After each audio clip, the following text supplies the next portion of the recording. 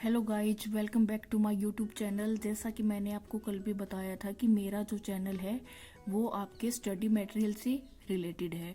यहाँ पे आपको हर प्रकार का जो मटेरियल है वो देखने को मिलेगा। मेरा जो पढ़ाने का तरीका है उसमें अगर कोई 6th क्लास का बच्चा पढ़ेगा उसके लिए भी बेनिफिशियल है, अगर कोई कॉम्पिटिटिव एग्जाम की तैयारी कर रहा है उसके लिए भी वो उतना ही बेनिफिशियल है। तो देखिए, कल हमने पढ़ा था व्यक्तिवाचक संज्ञा के बारे में। अगर मैं शॉर्ट में बात करूं तो व्यक्तिवाचक संज्ञा के बारे में हमने कल क्या पढ़ा था कि वो संज्ञा शब्द जो किसी एक खास या विशेष चीज को ही शो करते हैं। जैसे हमने कल एक एग्जाम्पल लिया था कि गंगा नदी, लेकिन आज हम क्या पढ़ रहे हैं? जातिवाचक संज्ञा। तो जातिवाचक संज्ञा और व्यक्तिवाचक संज्ञा में क्या डिफरेंस है? देखिए, व्यक्तिवाचक में क्या बताएगा, किसी एक खास चीज के ऊपर वो अपना फोकस रखता है, लेकिन जातिवाचक में क्या होगा, जिन संज्ञा शब्दों से एक ही प्रकार की वस्तुओं अथवा एक ही प्रकार की जाति का बोध हो।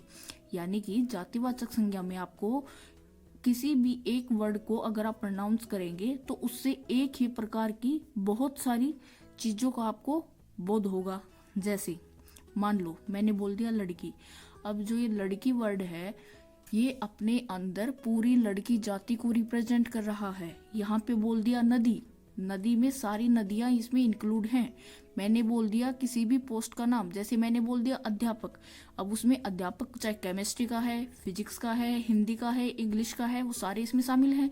अगर मैं स्पेशली बोल दी कि मुझे केमिस्ट्री टीचर से मिलना है तो वो केमिस्ट्री पोस्ट को अलग से डिफाइन करता, और उसमें भी क्या है, गाय है। जैसे अब मैंने अकेला गाय बोला तो गाय वर्ड ने क्या कर दिया, पूरी एक जाति को रिप्रेजेंट करा। लेकिन अगर मैं यहाँ पे स्पेसिफाई कर देती कि मेरे को तो भूरी गाय ही देखनी है या काली गाय का ही दूध चाहिए, तो उसमें आपको स्पेसिफाई हो गया ना कि हाँ भाई इसको दूध चाहिए गाय का, लेकिन काली गाय का चाहिए। ऐसे ही ये जितने भी वर्ड हैं, जैसे लड़की है, पेड़ है, पर्वत है, नदी है, मिठाई है, बर्फी है। अब आप बोलोगे मिठाई में तो काफ़ी सारी मिठाइयाँ काउंट होगी, बट बर्फी में ऐसा क्या है? अब देखो, खोवा की बर्फी अलग होती है, नारियल की बर्फी अलग होती है। तो जिसका जो टेस्ट होगा वो उसी के अकॉर्डिंग अपने माइंड में सोचेगा कि हाँ इसका क्या वर्ड है। तो इसी टाइप से आपके जितने भी जो एग्जाम्पल हैं ये किसको शो करते हैं? जातिवाचक संज्ञा को।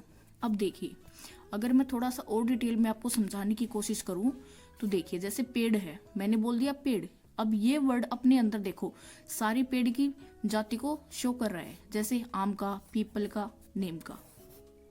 मैंने किसी भी कामकाज या व्यवसाय के लिए बोल दिया तो किसी के माइंड में डॉक्टर आएगा, किसी के माइंड में अध्यापक, किसी के में दर्जी, किसी के में हलवाई। यानी कि बहुत सारे प्रोफेशन है, सारे के सारे माइंड में आ गए। यानी कि एक व्यवसाय शब्द ने अपने अंदर पूरी की पूरी जो व्यवसाय जाति थी उसको रिप्रेजेंट कर दिया। ऐसे ही स्थान, अब स्थान कोई एक थोड़े ही ना है, अब चौराहा भी हो सकता है, कोई गली हो सकती है, कोई रोड, कोई मैदान, कुछ भी।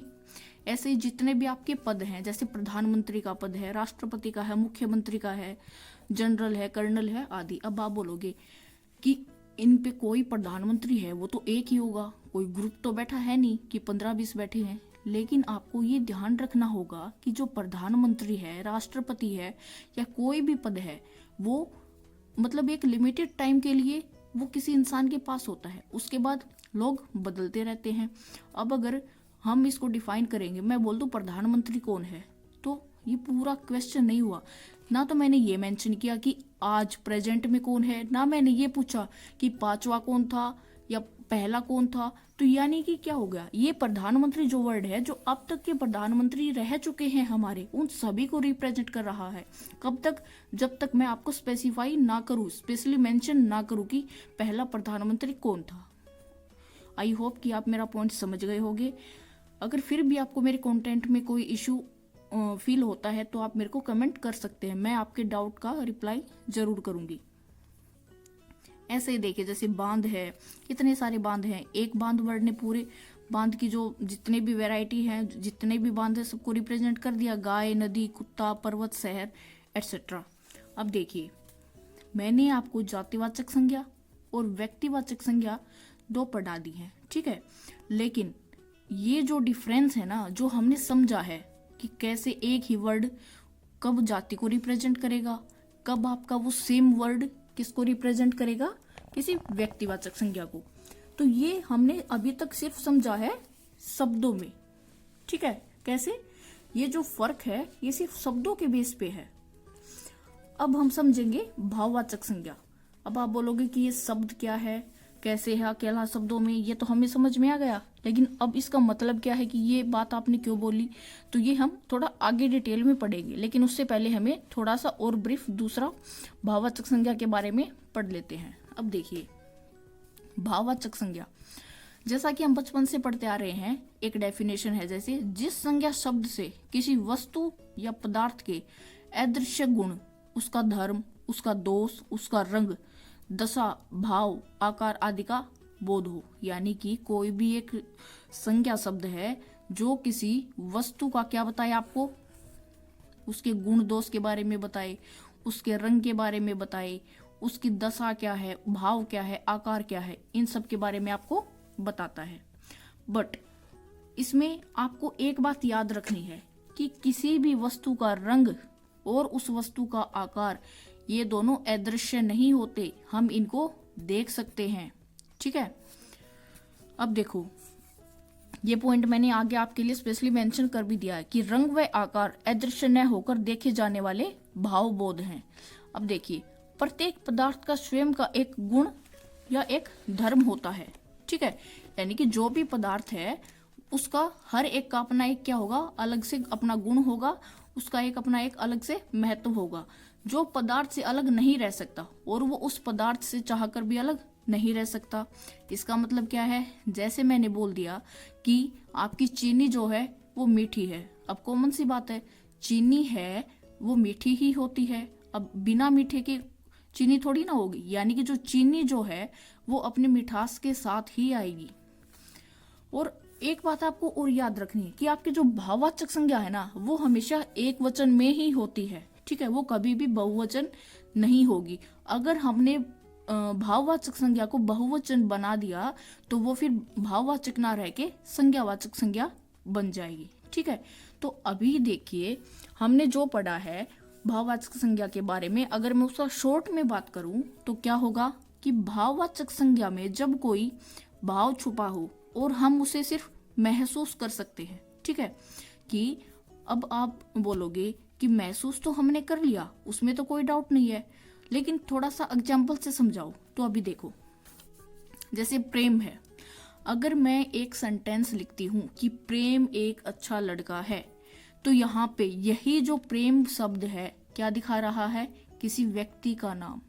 ठीक है, वहां पे क्या बन गया, ये व्यक्तिवाचक संज्ञा। बट अगर इसी प्रेम वर्ड को मैं यूज करती हूँ कि एक माँ अपनी संतान से बहुत ज्यादा प्रेम करती है, तो वहां पे बेटा जो ये प्रेम वर्ड है ये क्या बन गया, आपका भाव। अब इस प्रेम को आप फील कर सकते हो, आप इसको अलग से टच नहीं कर सकते, आप अलग से इस प्रेम को पकड़ के नहीं रख सकते। ऐसे ही आपका गुस्सा है, शांति है, मृत्यु है, चोरी है, हरियाली है, लंबाई है, समय, लोकतंत्र, आजादी, यौवन, बचपना, चतुरता, आत्मा, माया इत्यादि इतने सारे शब्द हैं बेटा जो क्या शो करते हैं कि ये सिर्फ हमारा भाव है। अब देखिए थोड़ा सा और डिटेल में जाके मैं आपको समझाने की कोशिश करती हूँ। जैसे मृत्यु है, अब हम बोलते हैं ना कि भाई ये इंसान मर गया, तो आपको क्या पता कि वो मर गया, आपने फील किया है ना, महसूस किया है ना उस चीज को कि वो मर गया। वरना अगर आपको कोई ना बताए कि मरा हुआ है तो आप क्या सोचोगे कि ये तो आराम से लेट के सो रहा है, राइट। यानी कि अगर ये मृत्यु क्या है, ये एक भाव है। ठीक है, अब जैसे मैं बात करूं आजादी की, लोकतंत्र की, क्या हमने आजादी या लोकतंत्र को वैसे देखा है एक मूर्त रूप में? यानी कि मूर्त रूप क्या होगा, जो आप अपने हाथों से टच कर सकते हो। ठीक है, जैसे कोई भी, जैसे ये बुक है, मैं इसको टच कर सकती हूँ, ये इसका मूर्त रूप है। लेकिन लोकतंत्र है, हमें पता है कि लोकतंत्र है, हमारे कुछ राइट्स हैं, हम उस चीज को फील कर सकते हैं, हम आजाद देश के आजाद प्राणी हैं, ये हम फील कर सकते हैं। बट आप उस आजादी को अलग से पकड़ के थोड़ी ना रख सकते हो कि हाँ ये आजादी है, मेरे को चाहिए, मेरे को चाहिए। आपका बचपना है, वो एक भाव है। ठीक है, अब कई लोगों में बचपना कभी नहीं जाता, बूढ़े होते तब तक बचपना रहता है। तो ये तो है नहीं कि बचपना एक प्रॉपर एज है कि हाँ भाई ये एक मूर्त चीज है और ये जब तक बच्चा 5 साल का रहेगा, 7 का रहेगा या 10 का रहेगा तब तक अब ये उस चीज को पकड़ के रखेगा, बाद में ये चीज उसे छीन लेंगे, ऐसा नहीं है ना। ये आपका क्या है, एक भाव है। ठीक है, आई होप कि आपको इतना समझ में आया होगा। अगर फिर भी आपको थोड़ा बहुत कंफ्यूजन रहता है तो देखिए आपके लिए एक शॉर्टकट है। मान लीजिए मैंने यहाँ पे कोई भी एक वर्ड उठा लिया, जैसे मैंने उठा लिया आत्मा। देखिए अब आपको क्या करना है, हमने पढ़ा था कि संज्ञा क्या होगी, जो किसी व्यक्ति, वस्तु, स्थान, जीव, प्राणी या भाव को शो करे, राइट।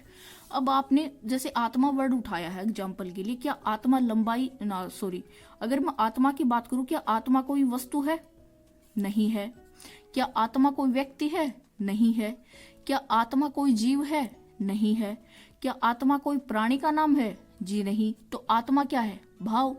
ऐसे ही अगर मैं लंबाई का एग्जाम्पल लेके समझाऊं आपको, तो जो लंबाई है क्या वो किसी वस्तु का नाम है? जी नहीं। क्या किसी व्यक्ति का नाम है? जी नहीं।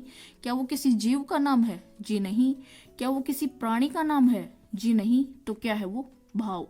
ऐसे ही अगर मैं प्रेम वर्ड को उठा के समझाऊं, लेकिन आपको ये ध्यान रखना है कि जो वर्ड यूज हुआ है वो वाक्य में किस प्रकार से लिया गया है। जैसे प्रेम एक अच्छा लड़का है, वहां पे प्रेम किसी व्यक्ति के नाम को शो कर रहा है, और एक माँ अपनी संतान से बहुत प्यार करती है, वहां पे प्रेम आपका भाव है। तो वहां पे अलग अलग कॉन्टेक्स्ट में आपको ये वर्ड उठा के देखना पड़ेगा। अगर प्रेम अगर एक लड़के के रूप में है तो सीधी सी बात है वो व्यक्ति का नाम है, तो वो व्यक्तिवाचक संज्ञा होगा। अगर वो व्यक्ति का भी नाम नहीं है, जीव का भी नहीं है, कोई वस्तु भी नहीं है और कोई प्राणी भी नहीं है, तो लास्ट में क्या बचेगा? भाव। आई होप कि आपको जितने भी डाउट हैं वो क्लियर हो गए होंगे। अगर फिर भी आपको कोई डाउट रहता है तो आप कमेंट सेक्शन में कमेंट करके मेरे से आंसर ले सकते हैं। अगर आपका कोई भी कमेंट आता है जिसमें आपकी कोई प्रॉब्लम होगी तो उसको मैं नेक्स्ट वीडियो में आपसे ज़रूर शेयर करूंगी। आई होप कि आपको मेरी ये वीडियो ज़रूर पसंद आएगी, और मानती हूँ वीडियो थोड़ी लंबी हो गई है, लेकिन इसके लिए माफ़ी चाहूँगी। मेरा मतलब ये है कि मैं आपको हर चीज़ अच्छे से समझाऊँ। तो आई होप कि आपको मेरी वीडियो पसंद आए। अगर पसंद आए तो प्लीज़ चैनल पे अगर आप नए हैं तो चैनल को सब्सक्राइब करें, लाइक करें और कमेंट ज़रूर करें। Thank you.